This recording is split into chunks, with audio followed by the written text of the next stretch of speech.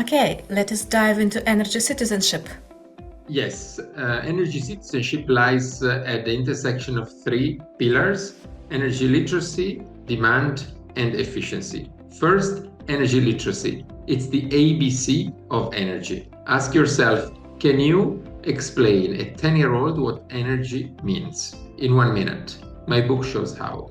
Second, energy demand. Society shapes our energy demand. When it comes to food, we have an understanding of what the ideal calorific intake is.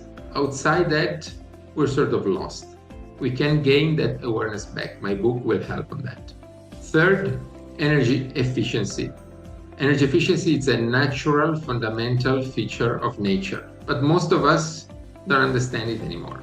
My book helps you understand it again.